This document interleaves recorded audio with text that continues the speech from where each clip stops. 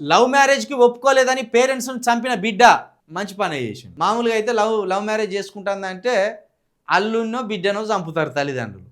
కానీ ఇక్కడ రివర్స్లో ఏం చేసింది, లవ్ మ్యారేజ్కి ఒప్పుకోలేదని పేరెంట్స్ని బిడ్డే చంపి పారేసింది. అంటే కొంత ముందు మేలుకున్నది అన్నట్టు. ఆమెను చంపక ముందే, ఆమె ప్రేమించిన చంపక ముందే ఈమె చంపి పారేసింది అన్నట్టు. ఇట్లా తయారైంది. ఇంకా భారతదేశంలో లవ్ మ్యారేజ్ల కానే మర్డర్లు జరుగుతున్నాయి. ఇంకా అంటే మన మానసిక పరిస్థితి ఎక్కడ ఆగిపోయింది చూడుర్రి. ఇద్దరు వ్యక్తులు ప్రేమించుకుంటే వాళ్ళ జీవితం వాళ్ళది, మేజర్ లైన్లు వాళ్ళ జీవితం వాళ్ళు గడుపుతారు అనుకొని ఇటు తల్లిదండ్రులు అనుకోరు. ఇటు తల్లిదండ్రులది కూడా తప్పే. మేజర్ అయింది వాళ్ళ నాశనానికి. వాళ్ళు ఇద్దరు ఇష్టపడ్డారు. వాళ్ళు బతుకుతేనేమో మంచిగా బతుకుతే సంతోషం, చెడిపోయినలు అనుకో మళ్ళీ తీసుకొచ్చుకొని అట్లా కాదురా ఇట్లా బతుకుర్రా అని చెప్పారు మనోళ్ళు. లవ్ అనగానే ఇది అసలు ప్రపంచంలోనే అతిపెద్ద చెడు అనేటట్టు చూస్తారు మన దగ్గర. అటువంటిప్పుడు గిసంటి అరాచకాలు ఇటువంటి క్రూరత్వాలే మొదలవుతాయి. తల్లిదండ్రులను చంపిందంట చూడు. ఇప్పుడు వాళ్ళని చంపేదానికే మనకు అన్నట్టు అయిపోయింది. వాళ్ళని చంపేదానికి ఆమె సావుకే పుట్టింది ఈమె, వాళ్ళ సావుకే పుట్టింది ఈమె. లవ్ మ్యారేజ్కి ఒప్పుకోలేదని పేరెంట్స్ని చంపిన బిడ్డ. యాచారం దంపతుల మృతి కేసులో కూతురే నిందితురాలు. ఇక కూతురే నిందితురాలనే బదులు ఆమె ముద్దాయిగా, ఆమె హంతకురాలు. ఇన్స్టాలో పరిచయమైన వ్యక్తి కోసం దారుణం. మంచి పరిచయం పెంచుకున్నారు. ఈ మధ్య లవ్వులన్నీ ఫేస్బుక్లల్లా, ఇన్స్టాగ్రామ్లల్లా, ట్విట్టర్లల్లా, యాప్లల్లా. మీరు ఒంటరిగా బాధపడుతున్నారా? అర్ధరాత్రి వేళ మీకు బోరుగా ఉన్నదా? ఈ యాప్ డౌన్లోడ్ చేసుకో.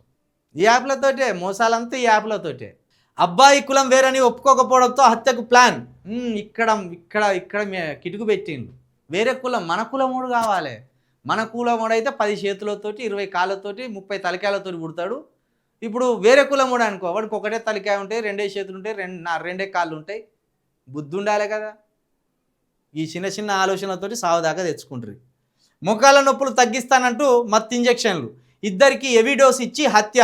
నిందితురాలు ఆసుపత్రిలో నర్సు. అమ్మ, ఈ చదువు చదివించుడు కూడా మోసమైందిగా నిన్ను. ఈ చదువు చదివించుడు కూడా మోసమైందిగా. నర్సు చేస్తే తప్ప అయిపోయింది నీకు. ఇప్పుడు అక్కడ పేషెంట్లకు ఇచ్చే సూదులన్నీ వేసి తల్లిదండ్రుల మీద ప్రయోగించింది. వీళ్ళేమో బుద్ధి లేకుండా వేరే కులం అని వీళ్ళు. ఈమెమో ఆ రోగుల మీద ప్రయోగించే సూదులన్నీ అవయాల మీద ప్రయోగించింది. ఎక్కడికి పోతుంది రా లోకం. చెప్పుదే నవ్వాలా ఏడువాళ్ళ. ఈడు కూడా భలే రాసుకొచ్చిండు మంచి ప్రాసెస్ తోటి. మోకాళ్ళ నొప్పులు తగ్గిస్తానంటూ మత్తు ఇంజక్షన్లు అట. ఇద్దరికి హెవీ డోసులు ఇచ్చే హత్య. నిందితురాలు ఆసుపత్రిలో నర్సు ఆసుపత్రిలో ఉండకపోతే మద్యం షాప్లో ఉంటుందా? కళ్ళు డిపోలో పనిచేస్తుందా ఏమన్నా నర్సు? లేకపోతే బస్ కండక్టర్గా పనిచేస్తుందా? నర్సు అంటేనే ఆసుపత్రిలో పనిచేస్తుంది. మొత్తానికి ఇందులో తల్లిదండ్రుల తప్పు కూడా ఉన్నది. ఆ పోరి ఎవరిని లవ్ చేస్తే మీకేందా? బుచ్చగాని లవ్ చేస్తే దాని ఇష్టానికి అది పోయి నాశనం అవుతుంది. వేరే కులముని లవ్ చేస్తే వాడే ఇష్టమైండు, వానితోటే ఉంటుంది. మీకేం వచ్చిన నొప్పి?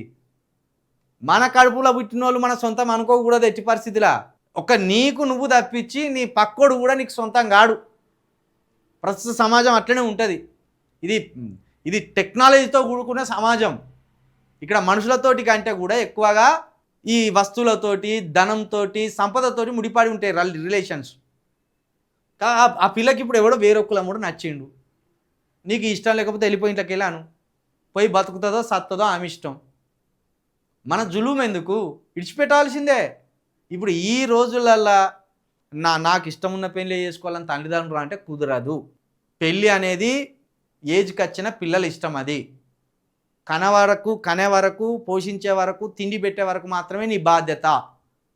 వాళ్ళకు ఒక ఏజ్ వచ్చినాక వాళ్ళ ఇష్టాలకు నువ్వు గౌరవం ఇవ్వాలి. వాళ్ళు తప్పుడు దారిలో పోతున్నారంటే కొంత కంట్రోల్ చేసే ప్రయత్నం చేయి. కంట్రోల్ పేరుతోటి వాళ్ళని హింసించే ప్రయత్నం చేయొద్దు. వాళ్ళని హింసించే ప్రయత్నం చేసి వాళ్ళకి ఇష్టం లేని మనం వాళ్ళ మీద రుద్దినామనుకో, ఇలాంటి దారుణాలన్నీ జరుగుతాయి.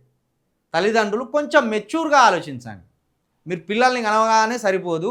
పిల్లల ఇష్టాలను తెలుసుకోండి, పిల్లల తప్పులను కూడా సరిదిద్దే ప్రయత్నం చేయండి. పిల్లల ఒప్పు చేస్తే ఆ ఒప్పుకు మీరు కూడా సహకరించండి. ఆ పిల్ల ఏదో వన్నో లవ్ చేసింది, మీరేమో వద్దు అంటిరి.